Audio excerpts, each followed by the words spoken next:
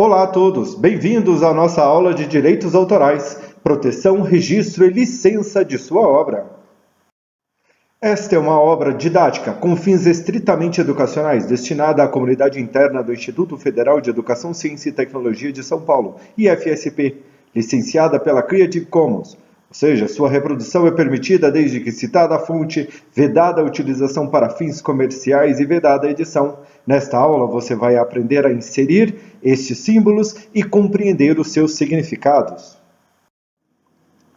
Muito bem, eu sou Ademar Bernardes Pereira Júnior, professor de Direito do Instituto Federal de São Paulo, no campus São João da Boa Vista. Sou doutor em Educação, mestre em Políticas Sociais, sou especialista em Língua Portuguesa e Direito Público e graduado em Direito e Letras. O que você vai aprender nesta aula? Você vai aprender sobre orientações de direito autoral, formas e locais do registro, a legislação que trata sobre o tema, as consequências civis, penais em decorrência da violação desses direitos autorais e como você vai inserir uma marca e licença no seu material. E veremos também um caso prático. Citamos aqui Wilson Mizner, um dramaturgo e cronista, que escreveu: copiar de um autor é plágio, copiar de vários é pesquisa. Aqui também inserido um processo de reflexão sobre as questões autorais e sobre a questão do plágio, que é extremamente relevante nos dias de hoje e na pesquisa acadêmica. Aqui nós vemos as consequências do plágio. O que é o plágio? O plágio nada mais, nada menos é do que uma cópia de um trabalho que não foi feito pelo próprio autor. Ou seja, ele pegou citações, pegou partes ou o todo de uma obra e atribuiu aquele crédito que não lhe é seu à sua autoria. Então nós temos vários requisitos que compõem o plágio. Nós temos a preguiça, nós temos fontes Wikipédia, como fontes da internet, onde se encontra vastos materiais, por também não saber escrever, não saber como produzir um material. Aí fazemos uma reflexão no nosso próprio sistema de ensino, a perda de prazos. Nós encaramos como corrupção, como crime, é possível danos morais, é reprovado socialmente, tá? Nós temos legislação que faz nos proteger sobre isso e essa legislação nos banca, nos traz as questões do direito autoral. Nós temos como se faz o registro, nós temos as questões pertinentes e o xerox, os famosos cópias de livros. São permitidas? Falta de autoconfiança para fazer aquele trabalho e o descrédito à correção, ou seja, falta de vontade de fazer a citação correta.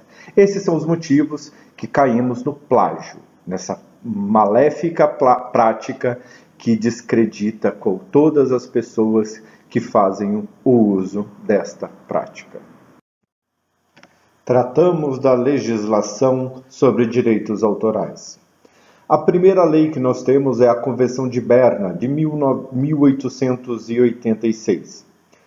Esta foi a legislação mais antiga que nós temos sobre tratados internacionais de direitos autorais. Todas as nações soberanas que assinaram este tratado, em Berna, na Suíça, garantiam a priori a proteção de 50 anos a partir da morte do autor para aqueles países que não têm legislação. Ou seja, para os países que não legislaram sobre direitos autorais, todo autor tem direito à proteção por 50 anos a partir de suas obras. O Brasil foi signatário da Convenção de Berna através do decreto número 75.699, de 6 de maio de 75. A Constituição Federal garantiu a proteção aos direitos autorais a todos os autores, através do artigo 5º, inciso 27.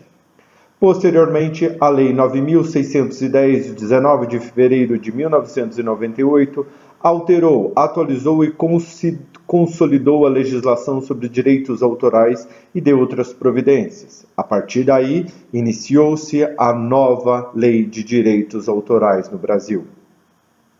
A Lei 10.695, de 1º de julho de 2003, alterou o artigo 184 do Decreto-Lei 2848 de 1940, que é o Código Penal. Então, ela alterou, nós vamos ver a seguinte, qual foi a alteração proposta para o Decreto 2848, que é o nosso Código Penal brasileiro.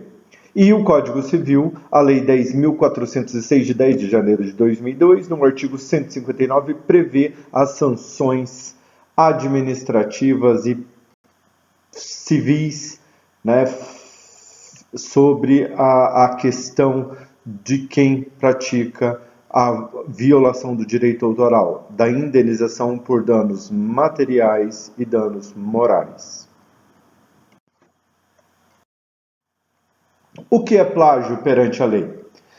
A legislação não oferece critérios específicos para se definir juridicamente o que é plágio, o que é a cópia. Ela não fala propriamente em plágio, ela traz uma proteção e traz sanções aos direitos autorais. Proteção. A Constituição Federal, como nós dissemos, o artigo 5º, inciso 27, estabelece: aos autores pertence o direito exclusivo de utilização, publicação ou reprodução de suas obras, transmissível aos herdeiros pelo tempo que a lei fixar. No nosso caso, a Lei 9610 fixou o prazo de 70 anos pós-mortem. As sanções da nossa legislação são sanções civis, através do artigo 159 do Código Civil, que é aquele que, por ação ou omissão voluntária, negligência ou imprudência, violar direito ou causar prejuízo a outrem, fica obrigado a reparar o dano. E as sanções penais, o artigo 184 do Código Penal, violar direito de autor e os que lhes são conexos. Pena, detenção de 3 meses a 1 ano ou multa. E pena de reclusão de 2 a 4 anos e multa se houver lucro ou por internet.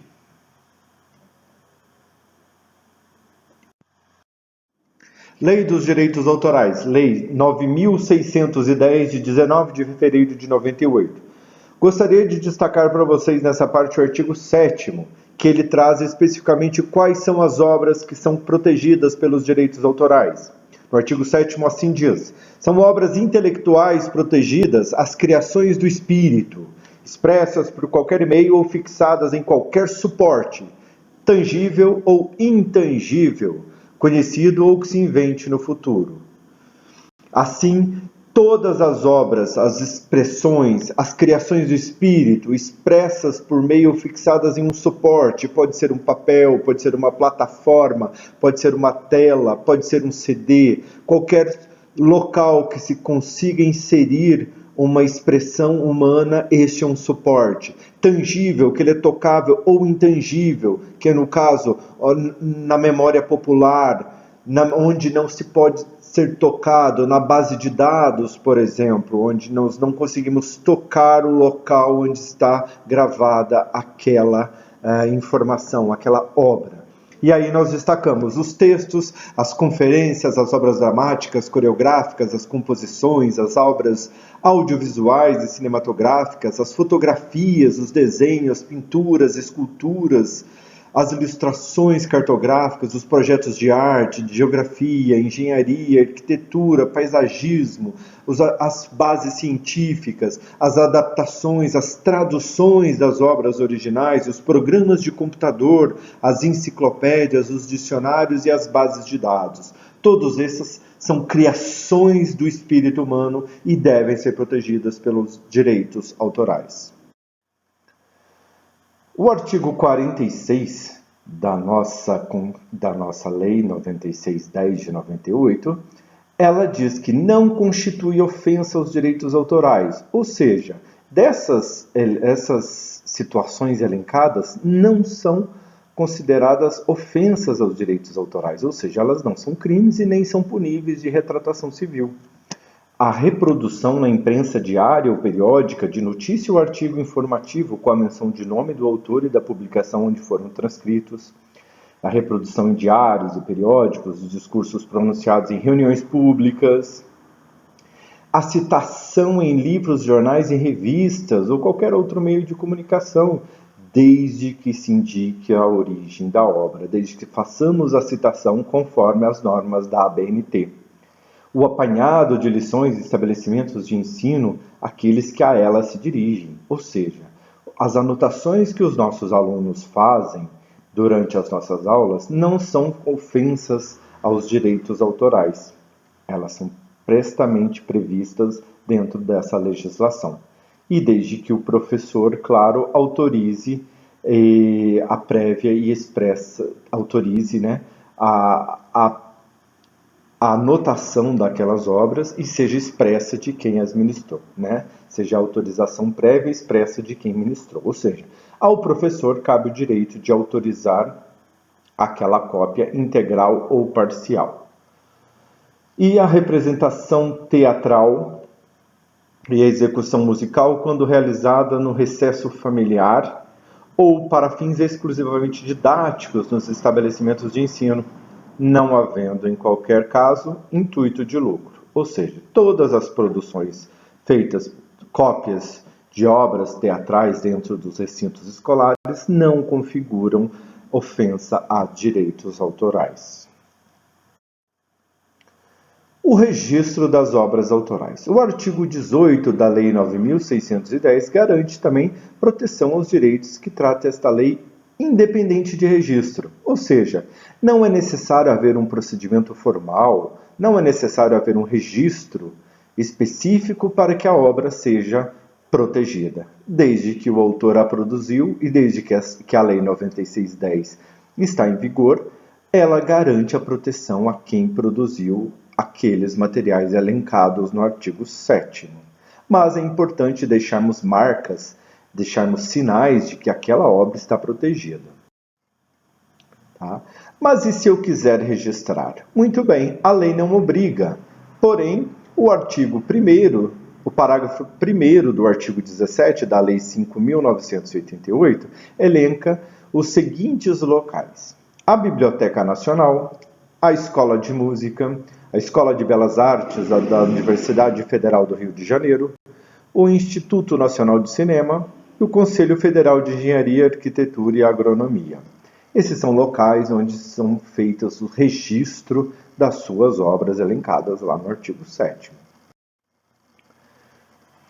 Os registros das obras intelectuais, como é feito? Como são feitas essas formas? Bom, a forma pode ser feita pelo correio, a técnica popular que consiste no envio de uma carta registrada por SEDEX a si próprio. O envelope não pode ser aberto. Em um processo judicial, pode ser requerer a perícia do envelope. Ou seja, isso vai provar a data e de que aquela obra é sua, em uma possível ação judicial de prova. Tá? Isso era comumente utilizado quando nós não fazíamos uso da internet. Hoje a internet possibilita outros meios mais práticos para esse tipo de registro. Veremos adiante. No registro de títulos no cartório de títulos e documentos, o registro custa em média R$ 1,02 por página. E em meio eletrônico, em papel, o registro de 100 páginas custa R$ 660,37. Assim, é um custo elevado para você registrar nos cartórios. Embora as cópias com páginas avulsas seja interessante esta forma de registro. Na Biblioteca Nacional, é o melhor custo-benefício. Né? O autor acessa o site www.bn.gov.br/serviços/direitos autorais, preenche o formulário e envia via correio e recolhe a guia no site. Isso é feito e é forma muito mais barato pela Biblioteca Nacional. E o serviço é disponibilizado via internet, o que facilita para o usuário. O e-mail registrado, a tecnologia hashcode, timestamping e etc.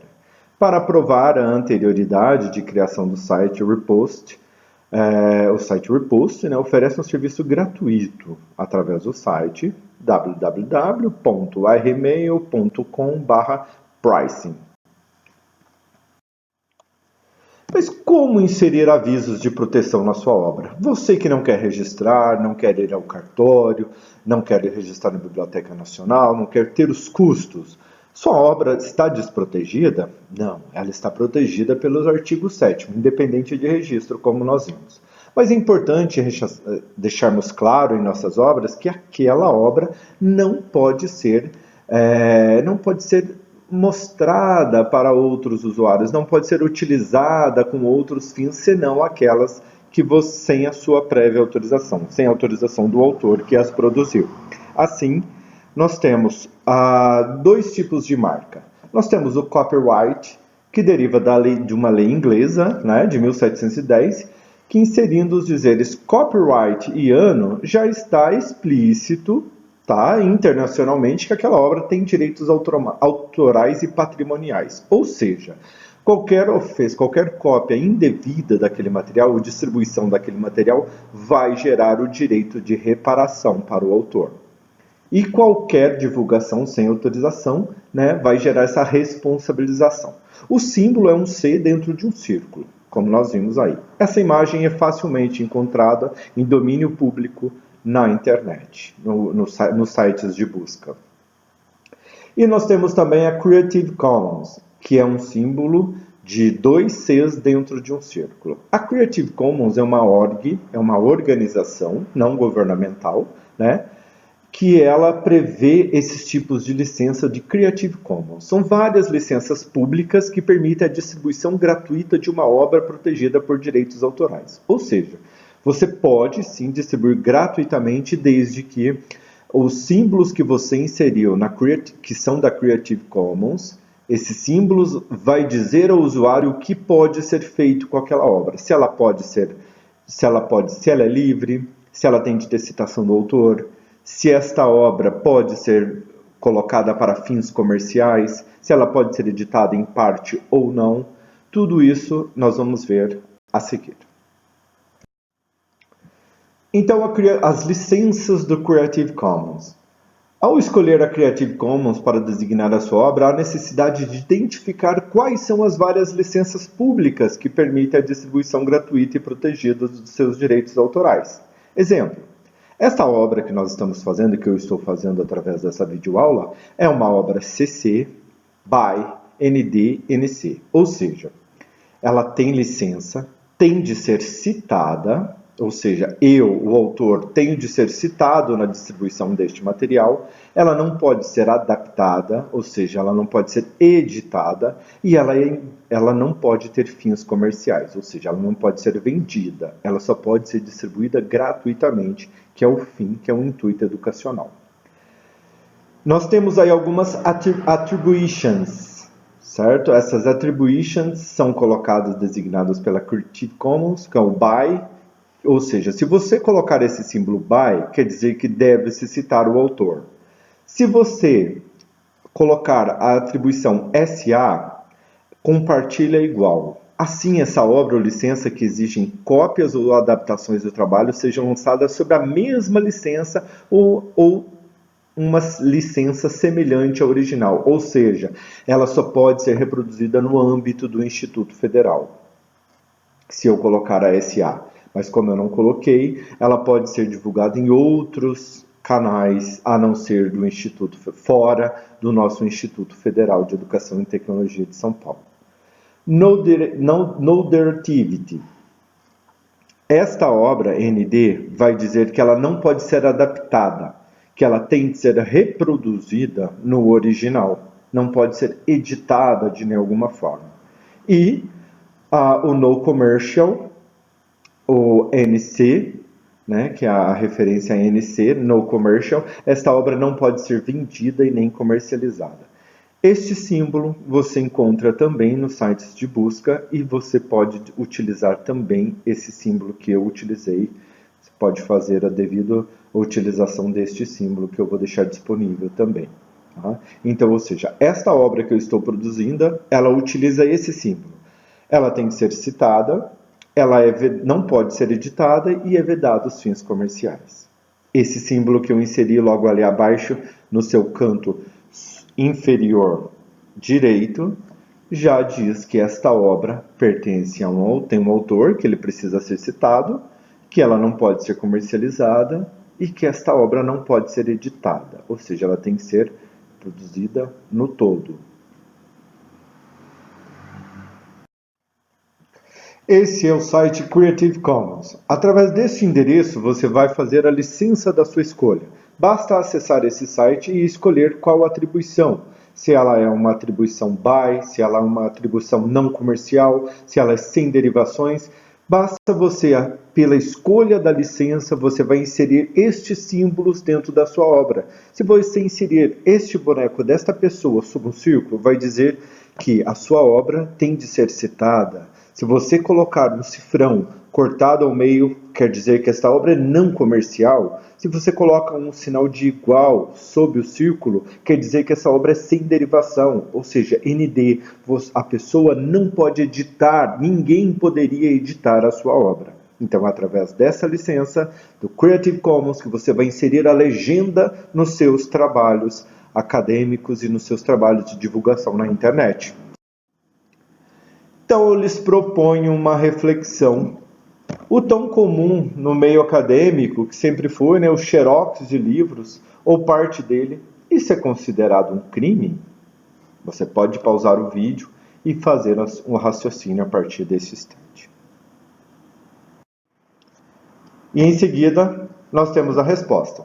Então, até junho de 98, quando a lei brasileira disciplinava esse assunto, a Lei 5.989 de 73, no capítulo das limitações dos direitos autorais, autorizava a cópia integral de qualquer obra intelectualmente produzida, a chamada cópia privada, sem que fosse considerado um ato ilícito, que no caso é um crime. A única implicação era de que ela não se destinasse a uma cópia, que se ela se destinasse a uma cópia única, é a utilização sem o intuito de lucro. A partir, então, da nossa atual lei de proteção aos direitos autorais, a Lei 9610 de 98, ela permite a cópia integral de qualquer obra considerada protegida, ela tornou-se proibida. Admite-se a reprodução de pequenos trechos para uso pessoal do copista, abortado o fim lucrativo. Já o Código Penal, com a modificação trazida para a recente Lei 10.695 de 2003, não tipifica como crime nem a cópia integral, nem a cópia de pequenos trechos para uso privado.